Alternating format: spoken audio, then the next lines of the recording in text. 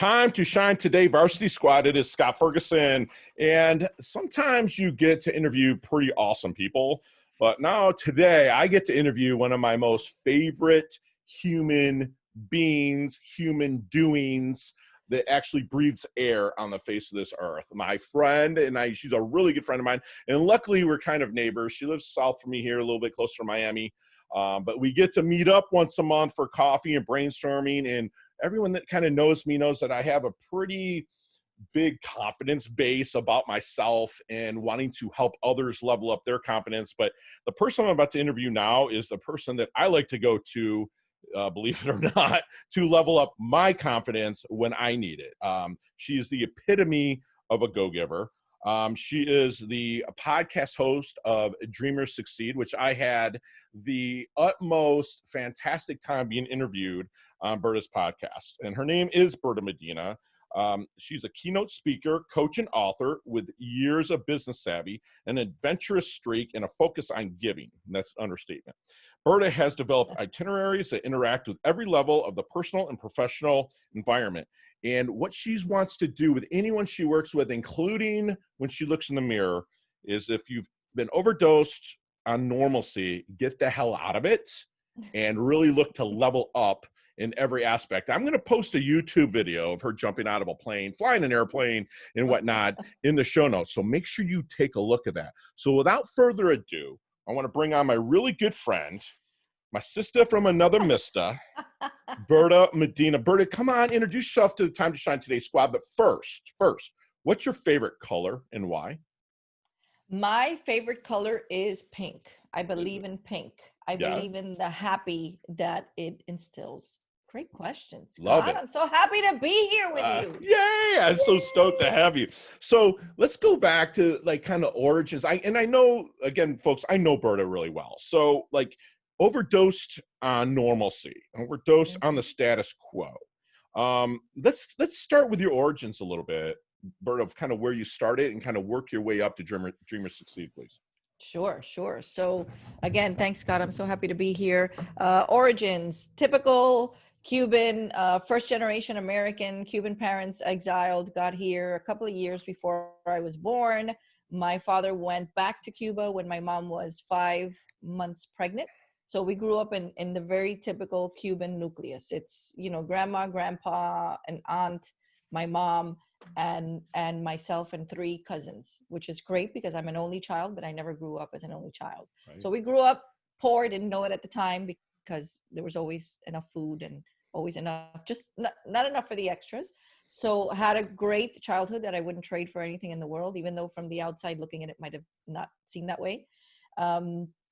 Grew up, born and raised in Miami, loved every minute of it, and got married 19, had my daughter at 20, my second, my son at 22, and we were just doing life, growing up and building our careers, building our businesses, raising our children, taking care of our parents as they age, because it's very typical Cuban, especially here in South Florida. And then at about 47, I had my own title company. Kids were already off in college and married and doing their thing. 23-year-old marriage at the time, 26-year-old marriage at the time. When I was 46, I looked at myself in the mirror and I said, who the hell are you? Right. And what have you done with Berta? And it was just this, I checked off all those boxes that society tells us that we need to check off: business check, kids check, marriage check. And I somehow lost myself in that process. Those normalcy boxes. Yes, those normalcy boxes. Gotcha. And then thought, something is not feeling right here. Loved title and had been doing it for all of my life. And then went on a mission trip. And first mission trip to Kenya, was working with Maasai children and was able to, really breathe life into and hope into my first sponsored child, who was Sipao. And that trip entailed climbing Mount Kilimanjaro to raise funds for the children. And I came back and I said, and I was already in coaching school at University of Miami. Okay. And came back and said, holy moly, this is kind of what I want to do forever. Love it.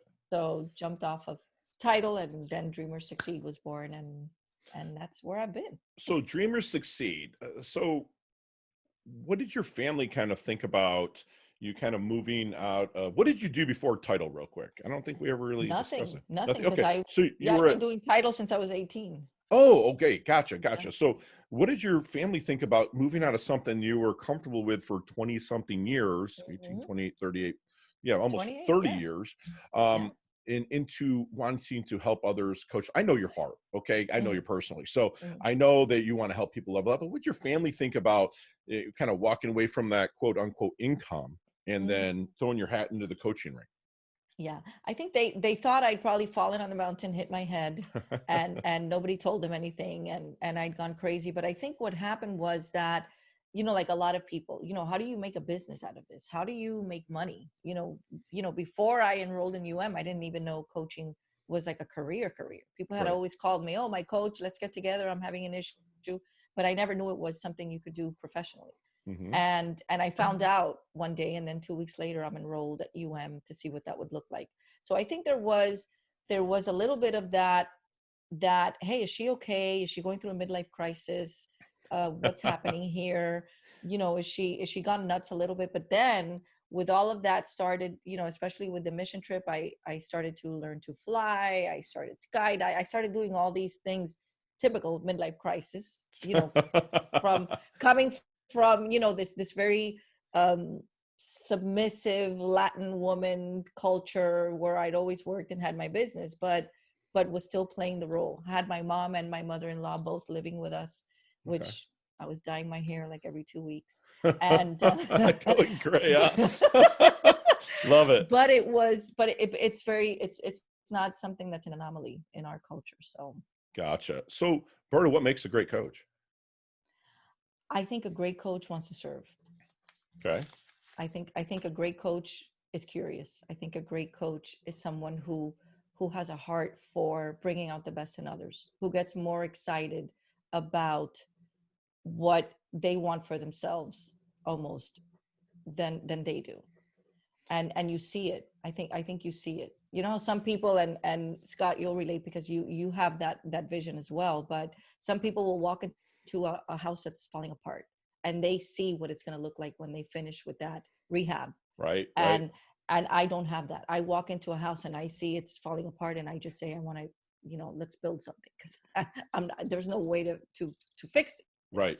But with people, I can see a person and just immediately see that masterpiece, and all I have to do is help bring it out Yeah, and you and do help them that see probably by asking things. questions, I would think, right? And asking Absolutely. powerful questions Hmm. that open-ended questions, I would think. So, Absolutely. so speaking of that, if you're in the discovery process, when you're first meeting a potential client, or maybe they become a client, but is there any good question that you wish they would ask you but never do? And it's funny, Scott, because I always tell them, and when it's something that I know that they're struggling with, and I already know what to ask, but I coach a lot of coaches and speakers. Right. So when I'm sitting with a potential client who is a coach, I'll say, if I was in that situation, what would you ask me right now? And they'll come up with the best questions, and then even mid sentence they'll get that little light in their eyes and say, well, of course, how did I not know that for myself? So I think it's that invitation into, I always ask them about their dream, because that's their biggest thing. And one of the things that I love to do with those potential clients, God, is I'll tell them, especially when they're all over the place, and I know you've experienced this, Sure. there's so much going on, they're scattered. And I'll say, if it's a year from today, Hmm. and I pick up the phone and it's you on the phone, and you just you say to me, I just had the best year of my life. And I say, tell me what just happened this year.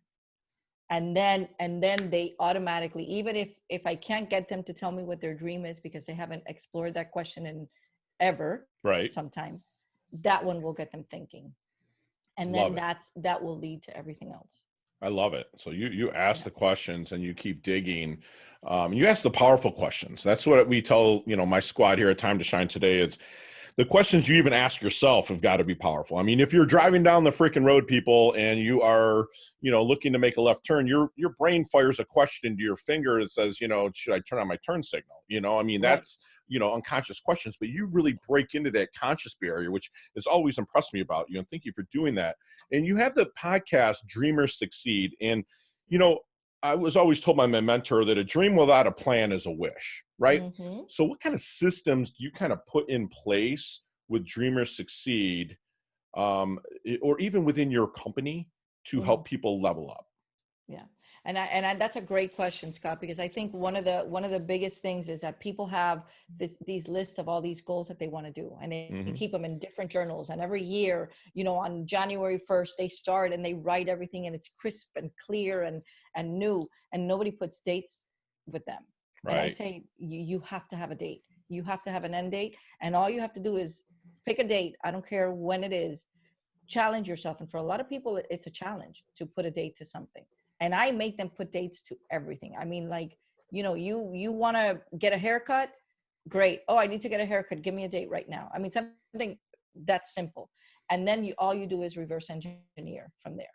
If I want to Right. be here by this date, this is what I have to start doing now. And you break it up. I break it up, and I always say, that old saying, how do you eat an elephant? One bite at a time. Exactly. You just have to know how often you have to take those bites, and so that you can pace yourself, so that you can be where you need to be when you Love need that. to How often, not only just like we say here, inch by inch, it's a cinch, by the yard, be. it's hard, but she says, how do you eat an elephant one bite at a time, squad? But there's a systematic within those habits, within those Mm-hmm. bites. And that's the stuff Absolutely.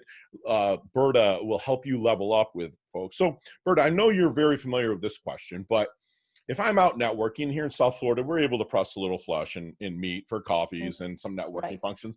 But is there, if I'm talking to somebody and shutting my mouth and listening, is there what are people saying that would be a good contact, connection, referral for Berta's company?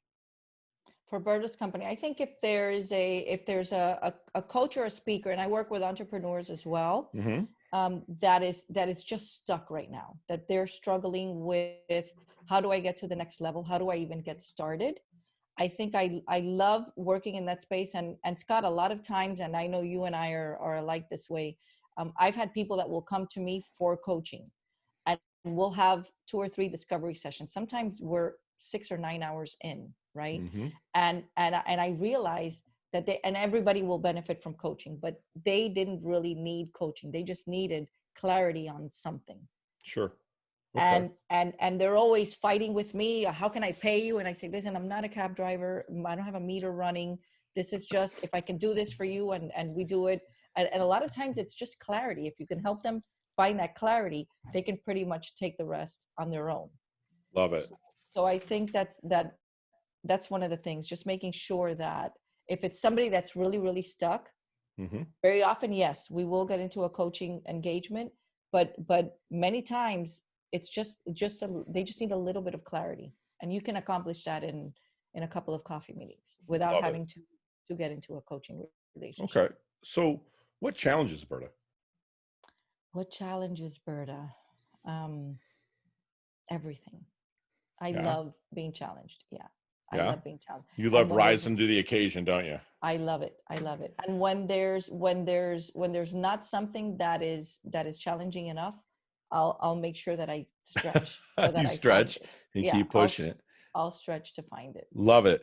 So, Bertie, you're such a go-giver, and we use that because we're both friends with Bob Berg, Hmm. the author of The Go-Giver, and you're the epitome of a go-giver. But how do you keep yourself open? Because you're always giving. I got to tell you, folks, I met Berta, and the next day she put me in contact with 8 people that literally not changed, but leveled up my life. Hmm. So, what is your secret sauce then to being open to reciprocation? Oof, and that was a hard one. That took me forever. And Right. the last rule, the last law of stratospheric success is being open to, that law of receptivity is being Receptivity, open right. to, yeah, to being open to that. And that took me forever. And it wasn't until somebody really, really pressed me on, because we get in giving mode, Scott. I know you're like that too. We get in Mm-hmm. giving mode. And even that question that you said, who would be a good fit? Like who's someone that dreamers succeed would be a good fit for that to coach. And sometimes we're just in giving mode and we're like, no, it's all good, I'm good. Right. And it's bull crap, right? I mean, Right. there's nothing good about it. And we really, really have to learn. And I think what happens is, and I had a podcast guest, Kent, yesterday, Friday, who Mhm. said, you know, we are doing the world a disservice if we are not out there offering the solution to their problem that can change their lives. Sure.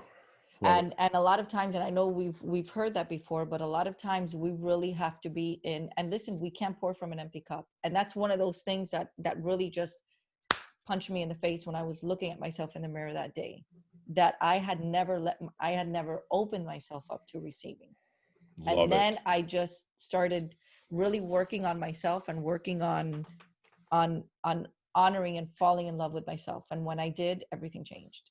I love that. I love it. I mean, I see that plant back there behind you, Mm-hmm. and you know, even I might have heard it from Berg, but someone else. But like, as human beings, we breathe in oxygen and we release carbon dioxide, and Mm-hmm. the plant breathes in the carbon dioxide and releases oxygen. So it's basically a law of the universe, period, to It be is a open lot. to receiving. And Mm-hmm. I tell people, I helped a person about 2 months ago that I know that I wasn't going to get anything in return from the person, but Mm-hmm. my goddaughter, who never calls me, just called me Wow. out of the blue to shoot the shit with me. You know Yeah. what I'm saying? To be like, hey, Poppy, and that was I what, love it. you open. And when you notice that is when you start Yes. opening the receptivity Mm-hmm. exercise, which that's fantastic. Thank you for answering like that. So let's get in our DeLorean with Marty McFly. I'm sure Yeah. you've saw Back to the Future, right? Yes, of All course. right, let's go back to the 22-year-old Mm-hmm. Berta. Mm-hmm. And what kind of knowledge nuggets are you dropping on the 23-year-old Berta with the wisdom and experience that you have now to help her maybe level up, shorten the learning curve, and break through?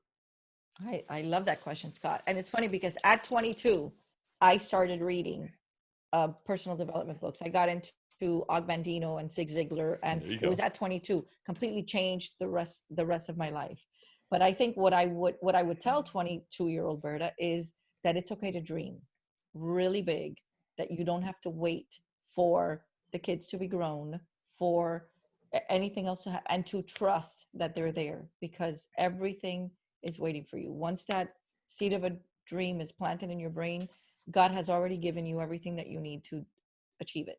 You just Right. have to sort of get out of your Be own way. aware of it, be mindful, Yeah, right? And then just be open to absolutely. receiving. That's fantastic. Absolutely. Yes, And I yes. think, and I think one of the biggest things with receiving, Scott, is, you know, I have dreams of, building schools in Kenya and playgrounds and, creating homeless shelters. I mean, like, dreams that require money. Right. And it dawned on me when I opened myself, and it's not all about the money, but it's about learning to receive Hmm. so that you can create abundance, so that you can impact You can have on a a greater bigger level. impact. The more you Exactly. can receive, the Exactly. bigger impact that you can make as Exactly. well. So why Exactly. Kenya? What drew Kenya, you to Kenya? what's crazy? Kenya was always on my list ever since we had and of course, Cubans who had to leave everything behind on the island and come and start from scratch. Traveling was not high on the list, Hmm. but we had one great aunt who she was a high end seamstress, and Okay. she made gowns and wedding gowns, and she used to travel. She had never been married, she had no children, Wow. so she spent her money traveling, and she went to Africa. Oh, wow. And I Okay. started looking into Africa when I was a little girl, and for whatever reason, Kenya was just like a thing. and Okay. and I think it was because I was so attracted to the Maasai and the way that they dress, Yeah. and what they're wearing, and I was just like, I just want to go there one day. Okay. And lo and behold, I ended up, God always complies, because he's always has He that. sees that plan, Yeah, he you sees know? it. And I ended up, being blessed with working with Maasai women and children, and it's Love that. been ever since I went there the first time. So yeah. I've and been and it turns before, so out, yeah. yeah, and it turns out that we come, and I actually found it, we come from African slaves Sure. that went to That's Cuba right. to You had said enslaved slaves. that. Yeah. Right. Yeah. So how do you want your dash remembered?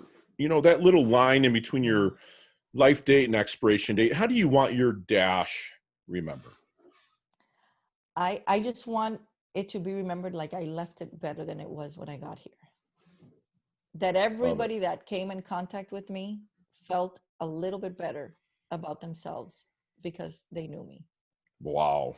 And the thing is that you're a living legacy, right? And I'm not just trying to blow smoke up your skirt. You know what I'm No, I saying? know, It's like, I know. you are, though. It's like you are living that. Every time you meet somebody, they leave in a better mood. I mean, we met for coffee last week and Mhm, I left in a better mood. You know, it was just mhm. like, not that I was ever really in a bad mood, because I don't Right, really right. agree with that, You but don't go there. right. But there was just something that leveled me up. I'm like, shit, man, she was right about a lot of this stuff. So, Berta, what's one thing you know for sure?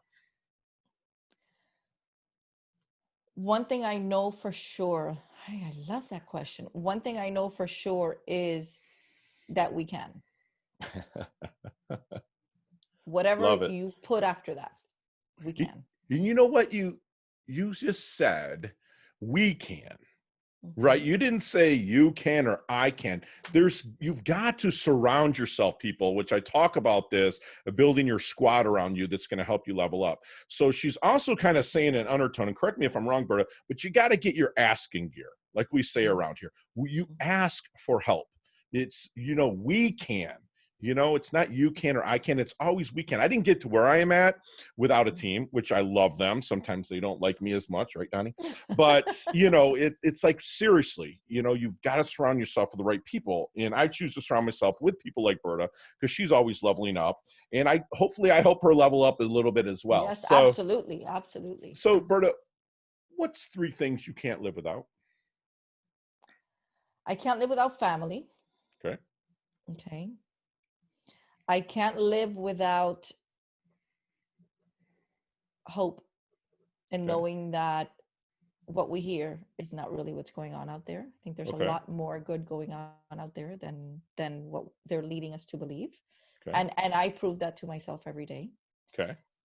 And I can't live without chocolate. Is that bad? You know what? Thank you for putting food out there. Everyone's like this, and this. It's like, Casey Haston asked me, "Hey, we're building the first colony on Mars, and you get to take 3 things." My third thing was chicken wings from a Oh, place called Sparky's. You know what I'm saying? I love my chicken wings. So I thank you for saying chocolate. I love my chocolate as well. There you go. There you go. So, Berta, what's your definition of a life well lived? I think a life of service. It's what it is. I I just think that that's why we're here.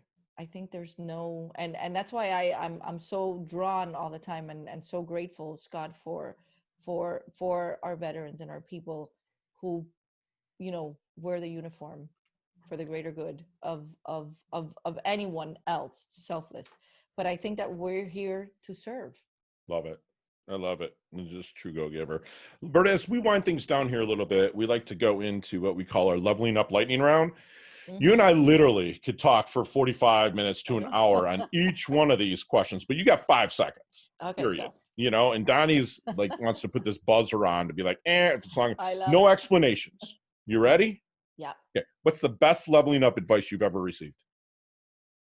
Do it scared. Do it scared. Love it.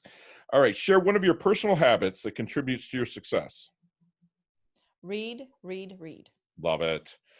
So, not the book you're reading now, not the flavor of the month, but if I'm in my doldrums, right, and I'm like, Bert, I really need something, I need help. Fergie, read this. What is it? Charlotte's Web. I love that. It's true. I tell I'm digressing here, but I tell my people that work for me in sales, go read Green Eggs and Ham. You know Yes. what I'm saying? It's like it's the Hmm. best sales book Absolutely. ever out there. Absolutely. What is your most commonly used emoji when you text? The laugh emoji with the tears. The tears, the straight up or the sideways one? No, the sideways. Like, Sideways. Love it. yeah. Love it. Now, physically, not wisdoming, don't give me the I want to be my age now. Physically, what age would you like to be with the wisdom that you have now for the rest of your life? Hmm. Man, I like right now. Okay. All right. I'll take 32 52. though, 52. Yeah. 52 Love is it. good. Looks great on you. If you're watching on YouTube, she's a beautiful woman. Beautiful woman. Love her. So what is your favorite charity and or organization you like to give your time and or money to? One child. One child? One Okay, love child. it. They're out of Colorado Springs. Great organization. All right. So I got the green light that you can elaborate on this last question a little Okay. bit. But what is the best decade of music? 60s, 70s, 80s, or 90s? 80s for sure. 80s, big hair, don't care. Love it. Love it. Berta, how can we find you, hon? I am easy to find on LinkedIn, Berta Medina. That's also my website, bertamedina.com, and Dreamers Succeed just about everywhere else. Love it. Love it. Facebook, Instagram, everywhere else. Berta, leave us with one last knowledge nugget you want us to take with us, internalize, and take action on. I think start today. Love it. Love it. And squad, we just got basically a free masterclass with my really, really good friend, Berta, who's going to remind you to write your own story. You know, she's going to say a great coach serves and is curious and brings out the best in others. You know, ask your coach, you know, if I was in that situation, what would you do now? What would you ask me now? You know, if you're starting a goal, have an end date for it, break it down. Like she said, eat an elephant one bite at a time, but systematically eat it. Have a system in place. You know, she reminds you can't pour from an empty cup. And she would tell her younger self and even herself now that it's okay to dream really, really big. You know, and she will, you know, it's about a we can, not I can or you can. It's about a we can. Surround yourself with a solid support team. Trust me, I did it, and it helped me level up in every aspect, in every area of my life. You know, live a life of service, people, she reminds us, but be open to receptivity. Give as much as you can, but also be open. Might not come back from the person that you helped. It could come back from somebody else.